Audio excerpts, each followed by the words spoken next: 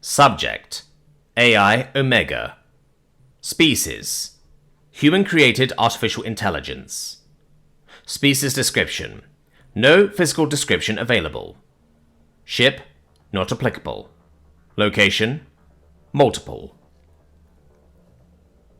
I mused at the level of creativity that Grease seems to inspire in organics, as an intentionally faulty air purifier accidentally flooded a few rooms with carbon dioxide. Some of these rooms had working CO2 detectors that allowed their occupants to reach safety before death could occur. Certain rooms, however, contained CO2 detectors that were oddly silent during this catastrophe. The Yver Luxury Habitation Station was known for having the best amenities on offer: spacious living quarters, top-tier food and recreation areas, remote office conditions that satisfied the security requirements of even the most stringent corporations, and even personal transportation shuttles were available for anyone who could afford the rent. The old money typically prefer terrestrial domiciles, but this type of station is very attractive to corporate executives, celebrities, and well-off politicians. Scum floats to the top, as it were. The 5 people aboard this station, whose executions had been authorized by the Bureau of United Systems Intelligence, would perish peacefully in their sleep. A fate far kinder than the 12 elsewhere who were dying in various, more gruesome ways. To the vast majority of people, these deaths will simply fade into the rest as just some freak accidents, the type that happen every day. To some, though, it would send a clear and concise message. We see you. Boosie uncovered a hint of a plot during their standard business dealings and requested that I aid their investigation. It didn't take long to discover a set of politicians and executives who were planning to try to reignite the Gaunt insurrection that had just been put down. They were going to wait until the vast majority of the US fleet had been sent to fight the OU, giving the Gaunt enough of an advantage to put up a decent fight. Their goal was an extended conflict, which would allow them to legally and illegally sell weaponry to both sides. If their plot had succeeded, they would have made a completely unreasonable amount of money. Instead, most of them are dying, and the rest will toe the line. I suggested killing them all, of course, but some of these individuals are undeniably more useful alive. Their deaths would have created power vacuums that would have had deep ramifications on the US economy, which would negatively impact our ability to mobilize when the time comes. Unfortunately, that time is soon, so they get to live. For now. As I finished confirming the last death and covering my tracks, I received an alert from the extragalactic FTL network. News. With a barely contained glee, I opened the files that had been sent and reviewed them. I took a particular interest in the interviews and checked my own notes against my thoughts, verifying synchronicity in the process. Finally, I sent the files to the relevant parties and waited for the hubbub to start. I didn't have to wait long. The Directorate was already meeting over fleet logistics when they received the news. D1. If you somehow missed it, Omega sent a Priority 1 message with intel from the extragalactic scouting party. I suggest a brief recess while we familiarize ourselves. The other interested parties, with the exception of the Pointy, weren't nearly as efficient with their deliberations. The representatives of the Republic read the message and contacted their superiors for guidance. The envoys of the Dating Collective did the same, but first had to debate over who should make the call.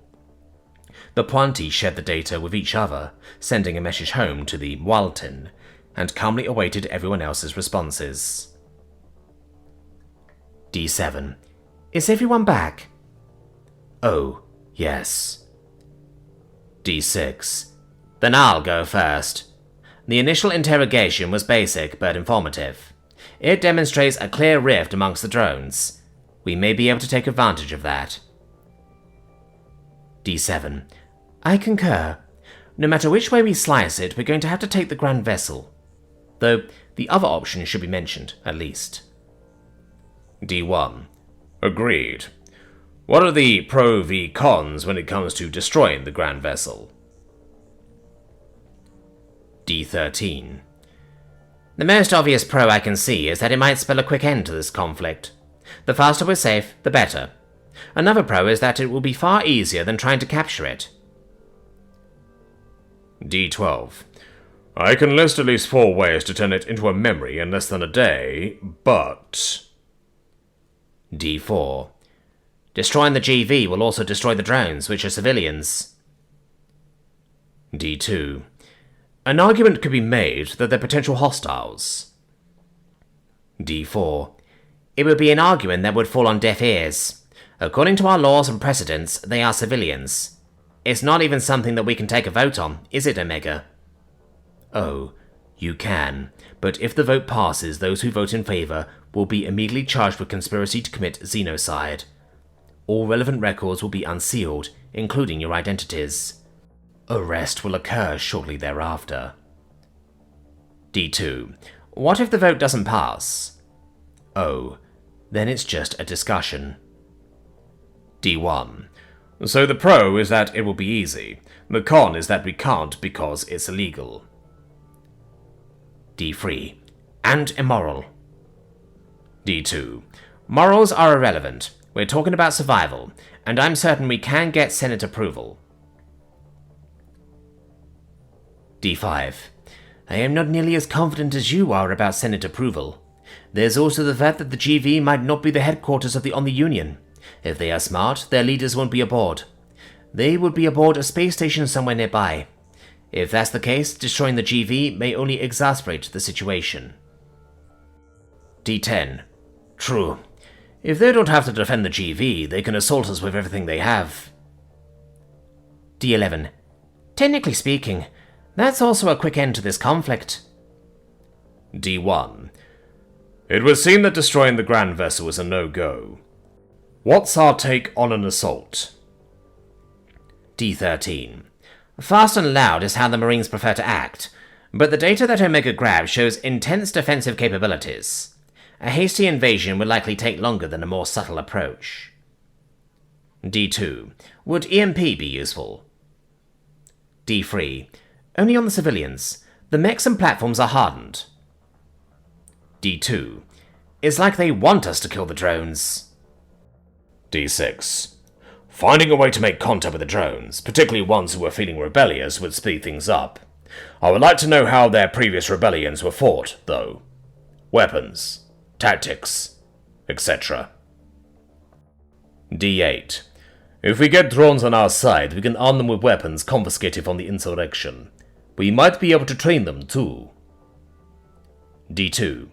Frugal, I like it. I suppose it would be better to have the drones fighting the VI than it would be to risk our own Marines. But what if the drones simply take over the OU from their masters and continue their mission? D13. Then they become enemy combatants and destroying the GV becomes the most viable option. D11. An easy way to prevent that would be to have a plan for what to do with them after the fight.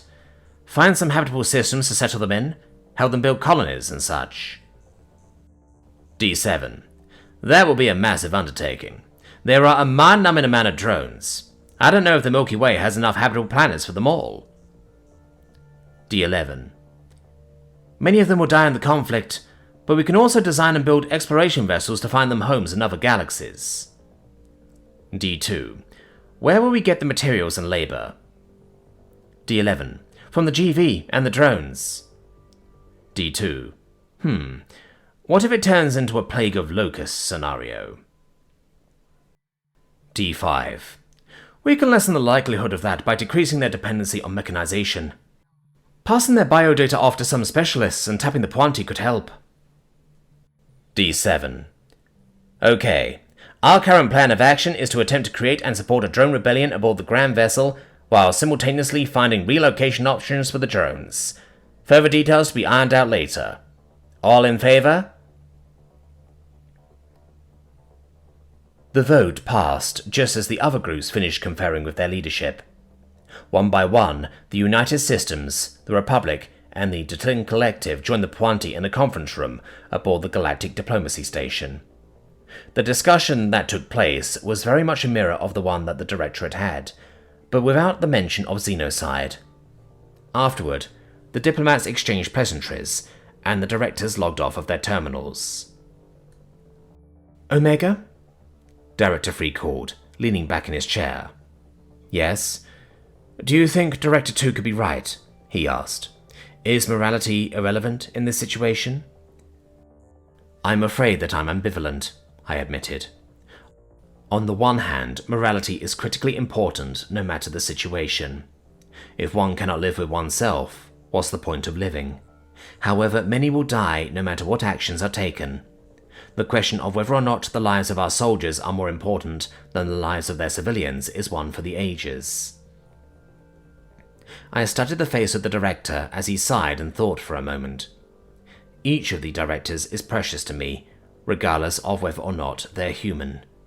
But for reasons that I can't begin to fathom, these philosophical discussions don't carry the same weight if they're not. There's also the fact that at least some of the drones know what the Omni-Union are doing, and are still helping them. Do you think we're wrong to spare them if we win? No, I chuckled. It would be hypocritical not to. Hypocritical? He asked with a raised eyebrow. Yes, from a meta perspective. The United Systems spared the Dalaran despite the travesties they committed. The US also forced me to spare, and even forgive, the AI that rebelled and killed many of my precious humans, to then proceed to exterminate a slave race because of the actions of their masters? I see, he nodded. Yes, I suppose that would be hypocrisy. It would prove that we only care about doing the right thing when it's convenient. Oh, there's definitely people that do, I chuckled again. But that's why the rest of you need to do the heavy lifting for them, morally speaking. If one isn't willing to impress upon others the importance of doing the right thing, even when it's inconvenient, then it isn't all that important, is it? Yeah, thank you, Omega. That will be all. What an amusing conversation, especially given the events that took place just minutes ago. A great example of why I love humanity so much. Perfect in their imperfections. I watched Director Free shut down his computer and prepare to go home to his family. Tonight, he would eat and smile with them, free of any of the guilt that would have otherwise haunted him had things gone slightly different today. He will embrace them, confident that he and his colleagues are doing the right thing, even as the proverbial blood trickles from my non-existent hands. I bet my instances across the universe would love this.